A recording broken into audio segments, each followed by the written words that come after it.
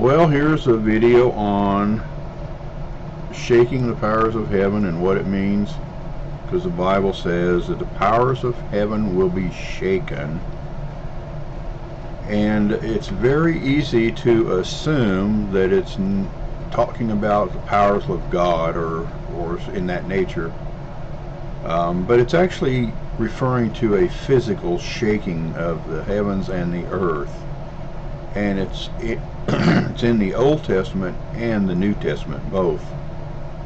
So let me show you where I'm coming from, and then we'll go into the Old Testament. Matthew 24:29 says, "Immediately after the tribulation of those days, the sun will be darkened, and the moon will not give its light, and the stars will fall from heaven, and the powers of heaven will be shaken." Mark basically says the same thing, but in those days after that tribulation, the sun will be darkened, and the moon will not give its light, and the stars of heaven will fall, and the powers in the heavens will be shaken. Both of them are saying after the tribulation these events will take place. So now we're going to go back into the Old Testament, because it's the Old Testament that tells us that when the powers of heaven are shaken, it is the wrath of God.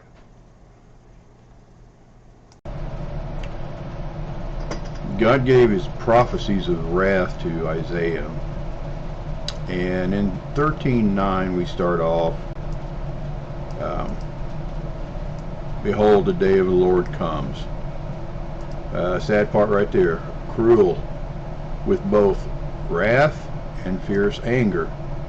It means he's really PO'd and he's angry. "For the stars of heaven and their constellations will not give their light. The sun will be darkened in its going forth, and the moon will not cause its light to shine." That is the same thing that we just read in Mark and in Matthew, that will happen. Okay, it is a period of wrath. It is not the tribulation. It is a period of wrath, comes after the tribulation. But look at something else as he punishes it. "Therefore I will shake the heavens, and the earth will move out of her place in the wrath of the Lord and the host of his fierce anger." So not only does he shake the earth, but the earth is going to move out of its orbit. Right now we have perfect timing. We set our watches down to seconds, unbelievable timing, calendars, everything else. The earth is going to move out of its orbit. It's going to move out of place. That's what's going to happen. Now, how it happens, whether it looks like a natural phenomenon, we don't know. But he will do this, and this is when the powers of heaven are shaken. And so that's why you don't want to confuse wrath with tribulation. Revelation 6:13. What happens when it opens the sixth seal, or the sixth seal? Well, it's been opened. It's waiting for it to take place. "The sun became black as sackcloth." Can't even talk right. "And the stars of heaven fell to earth as fig trees, and the sky receded up like a scroll." But what is the main thing of all this here is,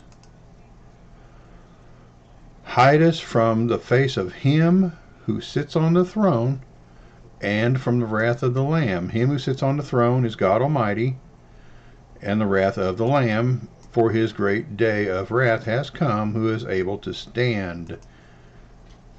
And so you have the same events in the Old Testament found in the book of Revelation, and it is the day of wrath. It's not a day of tribulation.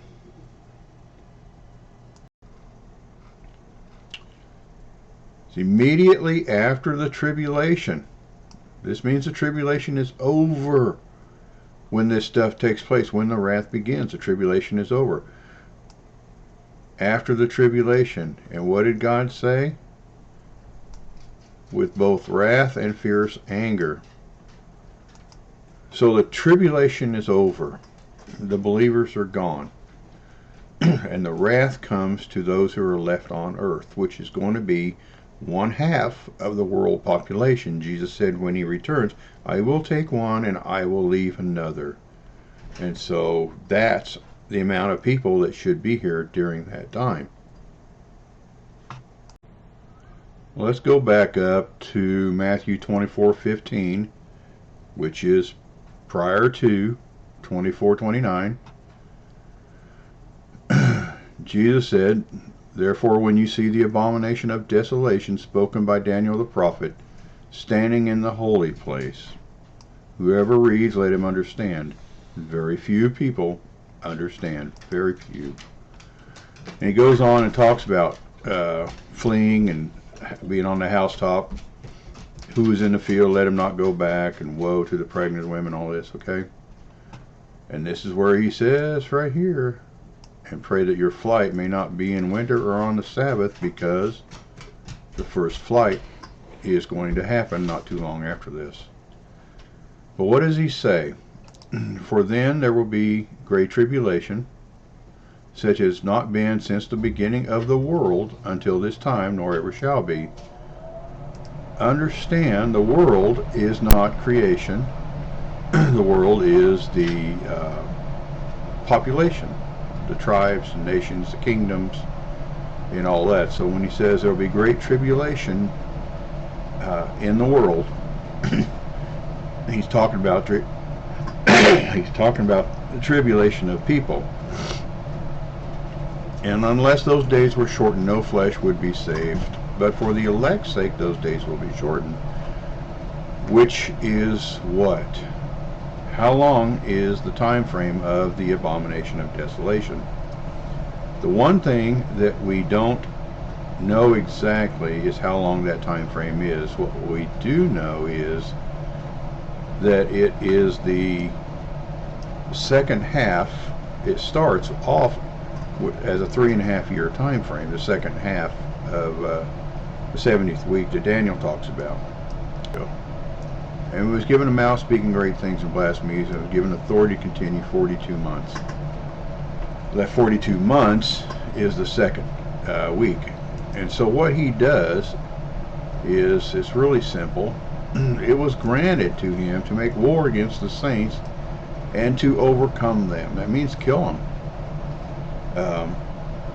And authority was given to him over every tribe, tongue, and nation. Okay, so when the abomination shows up, this is not going to be like an immediate event if this stuff takes place. He will come in and prove himself, and then he starts making war against the saints, which are believers and followers of Christ, but also anybody who is, like say, you have a lot of believers that never even go to church and never really even talk about Jesus or God, but they are believers in their hearts. So he goes after everyone, and this would be Satan who's going after them when he proclaims himself to be God. This is the abomination of desolation that Daniel was talking about. And so let's go to the book of Daniel. Daniel is talking here about the king of the north.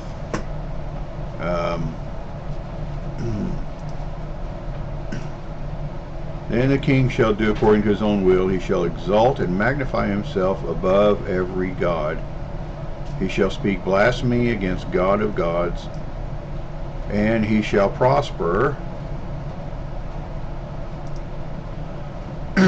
There we go. Let's see. And he shall prosper till the wrath has been till the wrath has been accomplished for what has been determined shall be turned. He will prosper till the wrath has been accomplished. Okay, the wrath of God that is going to come along. The king of the north is Satan, and I got a video where John Hagee's trying to call the King of North Russia. But the King of North is Satan, and I explain in there exactly what all it shows. Daniel talked about the abomination, desolation. That's where Jesus mentioned. The people of the prince who is to come. This is why I say Daniel was talking about time. Time of two princes. The end of it shall be with a flood till the end of war. Desolations are determined. So desolations have come along this entire time, this last 2,000 years. People get this confused. He shall confirm a covenant with many for 1 week, but in the middle of the week he shall bring an end to sacrifice and offerings. That is Jesus, because Jesus confirmed a new covenant. And of course the prophecy is that this would all transpire during this week of Daniel here. But on the wing of abomination shall be one who makes desolate. Again, we're back to referring to Satan. Even unto the consummation which is determined is poured out on the desolate. And so we know the abomination of desolation goes back to what Daniel talked about and what Jesus talked about. And it's really simple here. It's really, really, really simple. The prince who is to come. That prince who is to come. And of course that is Satan. And so Satan is the one who brings on the desolation, makes that. Man, that COVID stuff's really got me.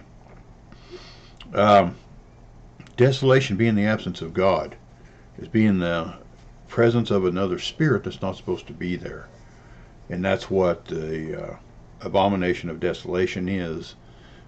Stands in the temple proclaiming that he is God instead of the real God. When that takes place, that's what also causes the great falling away. And now this takes place while believers are still here, because the falling away takes place, and the abomination of desolation takes place while believers are still here. And that is the last sign before the wrath begins. So you have a time frame where the wrath will begin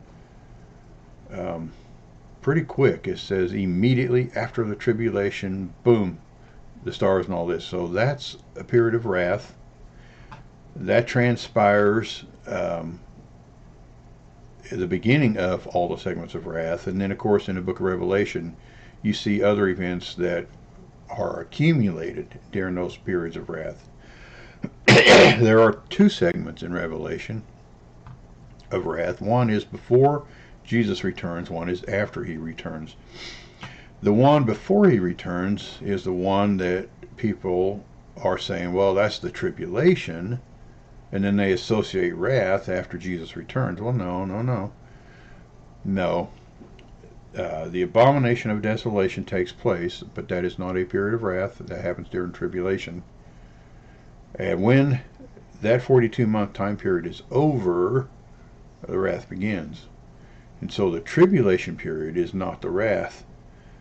When that is over, that's when the powers of heaven are going to be shaken. Believers are not supposed to be here. We're not supposed to be appointed to wrath. So the powers of heaven are going to be shaken. The earth is going to move out of its orbit.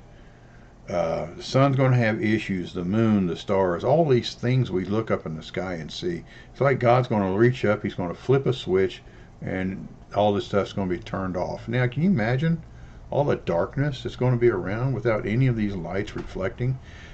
You ever been out in the country, out in the county, so far away from city lights that when you look up, especially on a night when there's no moon, and I just recently went through this. I was out hunting deer, and my neighbor had his light had went out, and so he calls me up, hey, I have no light, I can't even see where I'm going. And so I said, well, what about the moon? I look out, there's no moon. Well, about a week later, I was out in the same area hunting, and same thing. I look up, I'm like, oh my gosh, wow, there is no moon. So I turned my lights off to see. Pitch black. It was so black I couldn't even see the ground in front of me as I was walking. So he was right. It was pitch black. So when these things take place, and we're talking about a time of darkness, and of course that won't last. It can't last if God's going to fulfill the rest of prophecy. So it happens for a short while. We don't know how long it lasts.